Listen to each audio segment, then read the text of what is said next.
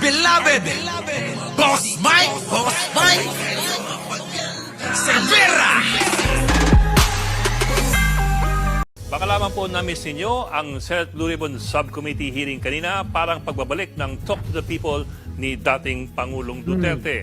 Sentro kanina ng hearing ang pagdala ng dating Pangulo para sagutin ang mga kwestiyon tungkol po sa kanyang war on drugs. Pero in familiar Duterte fashion, ang nangyari kanina ay makulay pero not necessarily malinaw.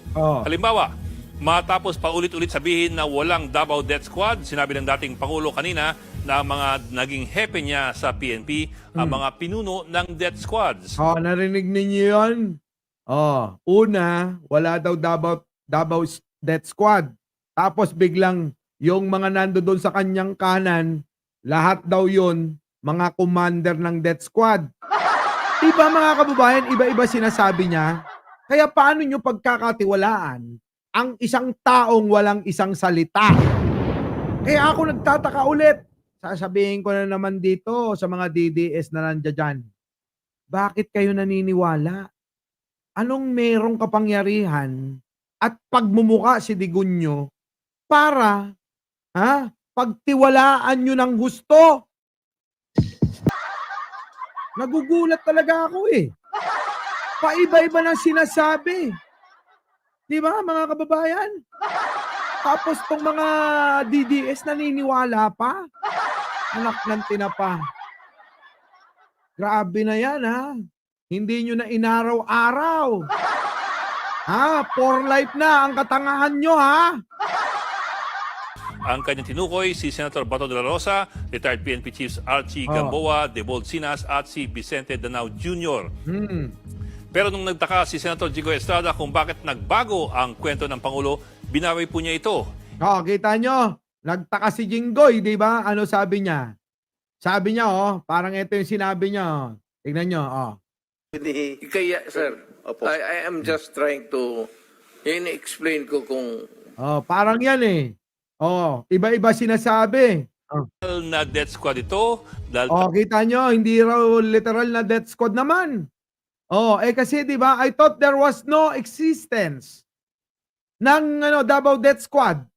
Tapos kasi sinabi niya na mga commander daw yung kaharap niya sa bandang kanan niya Di ba? Solidad ko na kita-kita po tayo. Bakit biglang nagbago na naman yung sinabi niya? Kita niyo mga kababayan, paiba-iba lahat sinasabi niya. talagang trabaho raw ito ng pulis. Gayunpaman, giniit ni dating PNP Chief Vicente Danao Jr. na malamang nagbibiro lamang ang dating Pangulo. Ayan na yung sinasabi nila na nagbibiro lang. Hindi na pwede yan. Bakit? Tandaan nyo mga kababayan, iba yung nasa labas kayo at opisina nyo habang kayo ay nagkukwentuhan ng katarantaduhan nyo. Kaysa dyan, na pare-parehas kayo, nanumpa, under oath kayo. So magkaiba yun. Dahil lahat ng mga sasabihin nyo, pabor o hindi sa inyo, pwedeng gamitin yang mga yan sa lahat ng korte kasama na ICC.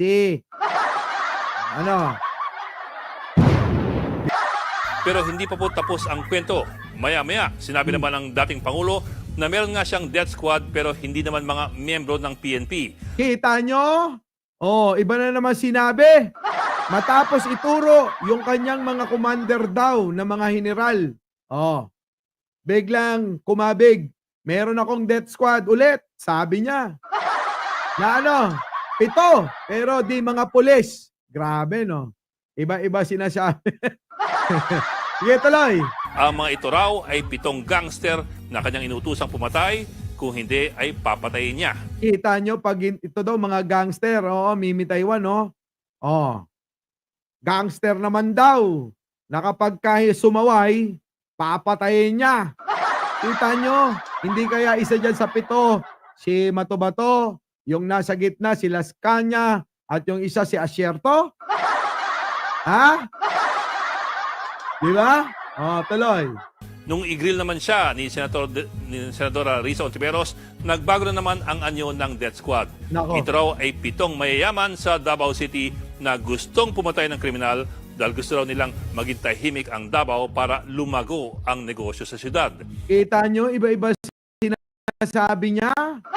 Mga kababayan, hindi ganyan ang ating kasalukuyang Pangulo.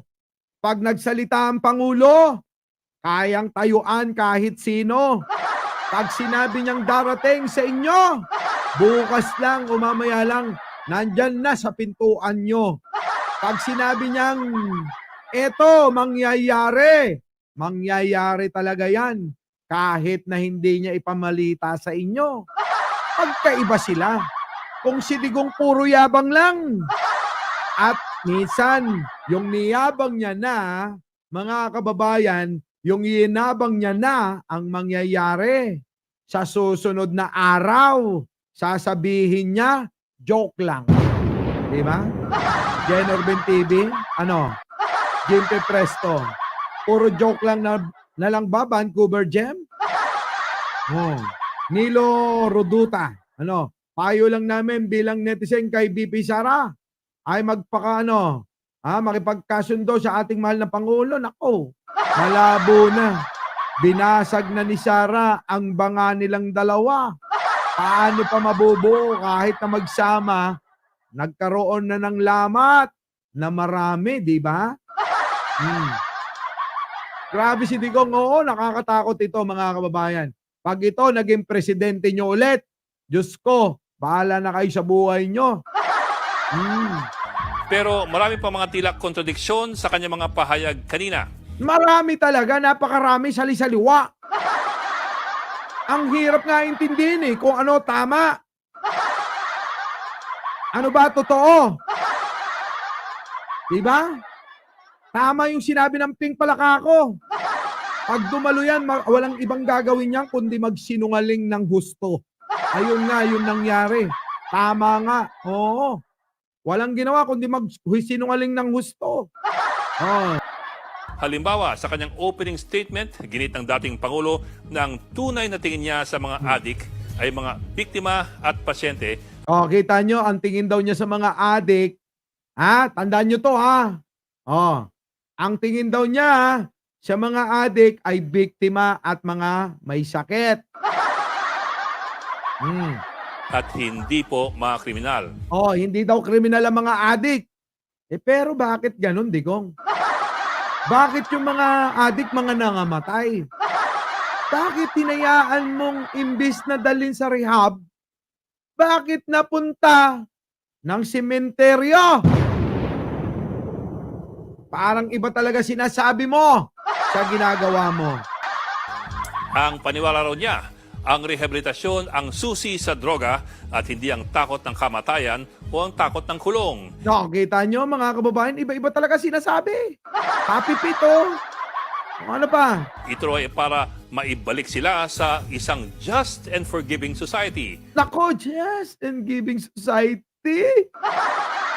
Puto, lahat nga sila namatay, di ba? Kaya nga yung mga hindi naman adik na damay sila. Inang-ina ka. Nanggigigil ako sa mukha nito, sa totoo lang. Oo. Ano ba? Mga DDS, idol nyo. Wala nang ginawa kundi magkalat, 2024 po yan. Pero tandaan na noong Oktubre 2016, sinabi ng Pangulo na matutuwa siyang imasaker ang 3 milyong adik. Gaya ng pagmasaker raw ni Hitler sa 3 milyong Hudyo. Kita nyo, mamamatay tao talaga, di ba? Yan yung sinabi niya noong 2016. Nung eto na, natapos na ang lahat, bana. Parang si Sara. Di ba? Parang si Sara. Ano sabi ni Sara? Nagbabait-baitan siya. Nasabi niya yung mga yumao at mga nangamatay na tao, mga bangkay, etc. Kailangan ng respeto. Tignan nyo! Parehong-pareha sila ng tatay niya. Iba-iba ang sinasabi nila. Tuloy. Hindi po 3 milyong Hudyo ang pinatay ni Hitler pero ibang kwento na po yun. 2017 naman, labis na kinatuwa ng Pangulo ang pagpatay sa 32 adik at pusher sa sunod-sunod na mga drug raid sa Bulacan. Kita nyo, Nung may mga nangamamatay, mga kababayan, tuwang-tuwa yung idol nila. Akala ko ba ang trato mo sa mga adik, sabi mo lang nung nakaraang hearing ha, yan ay kailangan na na iligtas, gamutin, at yan ay mga biktima lang, kaya kailangang i-rehab. Bakit ngayon kita mo iba-iba na. Ibang-iba yung mga sinasabi mo noon, no, Digong? Nagpapakabait ka na ba kunyari? Para masabi lang na masabi lang na mabuti kang tao? Gunggong talaga lahat yung naniniwala sa'yo. Victoria Gomez, thank you naman. Diba mga kababayan? Nung araw, pag sinasabi ni Digong yung mga patayan, yung mga tanga, bobot, mangmang, na mga DDS, pumapalakpak yan. Paano ngayon? Meron na naman ito. Pumapalakpak na naman kayo sa mga sinasabi ni Digunyo. Magkasulungat na nga yung sinabi niya noon at sinasabi niya ngayon. Ano na? Diba? Tuloy. Matapos ang 3 araw, umabot na po sa higit 50 ang mga patay. Nako po, 50 agad ang namatay. 3 araw pa lang yan. At bago maging Pangulo, ito po ang babala ni Mayor Duterte noon. Ito na. Ito yung pinalakpakan nila, mga kababayan. Isa sa pinalakpakan nila to, ha? Nandiyan ba yung mga tangat bobot, mga mangmang? Panoorin ninyo yung inyong pinapalakpakan. Yung sinasabing 1,000 EJK ng Davao Death Squad, baka raw maging 100,000 raw kung siya ang maupong Pangulo. Kita nyo? Talagang nasa isip niya pumatay ng pumatay. Tapos ngayon, nagbabago na. Sabi niya, hindi na daw ganon. Kailangan daw yung mga yan, alagaan. Kasi alam nyo, mga kababayan, kung bakit? Nakita niya kay Pangulong Bongbong Marcos na pwede pa lang hindi patayin ng mga adik tulad ng ginawa niya. Pwede pa lang labanan ng droga nang hindi dumadanak ang dugo ng mahihirap nating mga kababayang Pilipino. Nakita niya rin kay Pangulo na pwede pala sugpuin ang mga pusher at adik nang hindi pala gumagamit ng gatilyo. Kita nyo? Kaya si Digong, kinokopya niya na lang si Pangulo. Kunyari, katulad siya ni Pangulo dahil nirerespeto ng maraming Pilipino. Nakita ang totoong pagmamalasakit sa bayang ito. Kaya si Digunyo, kukopyahin niya na lang para isusubo sa mga tanga at bobo. So malamang ito, si Digunyo, sa bagay mukhang aminado. Naropor siya nung nag-aaral, nung siya ay nasa koleho. Kaya naman pumasa to, hindi lang sa pangungopya, kundi dahil na rin sa matandang naging presidente ng Pilipinas. Walang iba, kundi si Ferdinand Marcos Sr. Niligtas siya. Kita nyo? Hindi nyo alam. Pero nasabi ko na yan, hanapin nyo na lang sa mga content natin lang nakaraan. Tuloy. At patatabayin daw niya ang mga isda sa Manila Bay. Paulit-ulit yung sinasabi ng dating Pangulo na dapat sumunod ang lahat sa rule of law. Kita nyo? Kaya pala yung Manila Bay, Akala ko ba pagagandahin ng husto? Yung pala, pinagkakitaan lang nito. Pinatigil ni Pangulo yung ginagawang pagtatambak ng mga dolomite doon sa banda roon. Yung pala yung mga kababayan. Yung pala yung plano. Biruin mo na ibenta na lahat yun. Ngayon, yung mga investor, nako, ang sama ng loob kay Digunyo. Pati si Pangulo nadadamay sa katarantaduhan nito. Ano ka ngayon? Hindi nyo alam yun, no? Yung tinambakan dyan sa sa Manila Bay na ng lupa para gawing parang makapagal ang datingan. Ginaya si Ramos dun, ha. Tapos sasabihin niyo, nagmamangmangan, wala ako pera. Kumita lang ako sa aking pagtatrabaho sa gobyerno. Yung pensyong ko, yun lang yung kita ko. Unggoy mo. Bobo lang na mga DDS ang naniniwala sa'yo. Lalo na ang mga nasa kapangyarihan. Pero taong 2019, pinagmalaki po niya na nagtapon siya ng mga patay sa Manila Bay, Laguna de Bay, at pati raw po sa Mountain Province. O, kita nyo, yabang-yabang, no? Nagpatap, siguro, no? Yung mga tinambakan doon, yun yung mga bangkay ng mga tao, no? Ha? Siguro, yung mga pinapapatay niya at pinagtatapon niya, kaya yun, yung mga tinambak doon, sinama na. Para nga naman wala nang ebidensya. Kasi galing mismo sa kanya na magtatapon siya ng napakaraming mahihirap na Pilipino. Saan? Sa Manila Bay. Hindi kaya bago tinambakan yon, nandun na sa ilalim ng lupa yung mga bangkay ng mga hinahanap nyo na hanggang sa ngayon hindi makita. Bago mag-eleksyon noong 2016, ito naman po ang kanyang sinabi. Kalimutan na ang mga batas sa human rights, patatabayin daw niya ang mga isda sa Manila Bay. Kita nyo mga kababayan? Ha? Kita nyo? At taong 2017, binantaan na rin ni Duterte pati ang mga human rights defenders. Sabi niya sa PNP, kung merong umano'y obstruction of justice sa panig ng mga human rights defenders, abay, baril na lang daw sila. O, kita nyo? Grabe talaga yung mga mga utos ni Digong. O kaya alam nyo mga kababayan, huwag na kayong magtaka. Kung noong panahon ni Digong, iilan lang ang kritiko, di ba? Wala kami nun kasi hindi pa ako vlogger nun. At saka kahit vlogger ako nun, hindi ko hahayaan na mangyari yung nangyari kay Percy Lapid sa akin, no? Kaya nga, yung mga iba, nakita nyo, nung mawala, dumami ang katulad ko. Bakit? Hindi na kasi tulad ng dating Digong, yung Pangulo ngayon, na walang iba kundi si Pangulong Bongbong, na walang alam. Na walang alam sa mga patayan at ang kanyang ginagawa ay pagmamahal lang sa bayan. Anyo? Kaya kay Pangulong Bongbong Marcos tayo.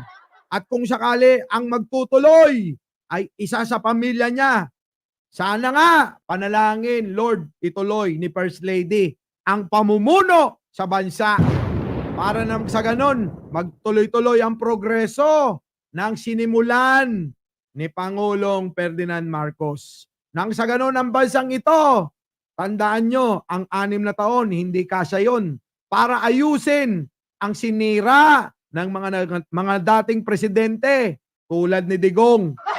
Sinira nila ang bansa natin. Kinurakot ang mga kaperahan. Kaya ngayon lahat na lang gusto nyo isisi kay Pangulong Bongbong.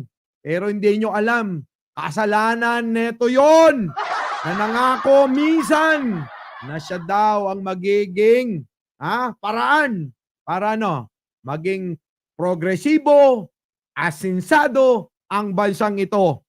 Pero ano nangyari? Iniwanan tayo ng trilyon-trilyong utang. Binaon tayo para makinabang siya, pamilya niya at alipores niya. Kasama na sino? Si Michael Yang. Mga kababayan, sana lang kasi si First Lady ayaw pang Sa totoo lang mga kababayan, papipiliin kayo. Kahit loyalista tayo. Sino iboboto nyo? Si Amy o si First Lady? Fast forward po sa Senado kanina. Ayon sa dating Pangulo, inutos niya sa pulisya na i-encourage ang mga kriminal na manlaban para bumunot sila ng baril at mapatay. Sa huli po, mahirap talaga sabihin kung kailan nagbibiro at kailan lamang nang aasar ang dating Pangulo. Sa nakaraang 6 na taon ng kanyang panunungkulan, Wala na yan, Limel. Ang parating paliwanag ng kanyang mga tagapagsalta ay mahilig lamang siya sa eksaherasyon o hyperbole. Oh, kita nyo? Puro ganun yung depensa na lang nila. Ganyan talaga, hindi na kayo nasanay kay Digon nyo. Ganyan talaga, mapagbiro yan. Puro ganun na lang utin. Yun lang, sino magsasabi kung kailan dapat seryosohin ang mga opisyal na pahayag ng Pangulo. At paano naman ngayon na lahat ng kanyang mga pahayag sa Senado kanina are made under oath? Oh, patay ka, Digong. Paano ngayon yan? Yung sinasabi nila noon na joke lang, under oath si Digong sa Senado. Oh, magkaiba yon. Kaya ngayon, mga kababayan, tapos na at tapos na rin tayo. Maraming salamat po sa inyong lahat. Opo, bago tayo maghiwa-hiwalay, huwag niyo pong kakalimutan ang ating laging sinasabi, mag-like naman, mag-share kung hindi ka labisan. At sa mga hindi pa nakakapag-subscribe, mga kababayan, huwag nyo nang ipagkakaitan. Muli, ako po ang inyong lingkod. Opo, Mike Cervera po nagpapasalamat sa inyong lahat, sa mga OFW at mga kababayan nating naiwan dito sa Pilipinas. Saludo po ako sa inyo. Our beloved Boss Mike Cervera.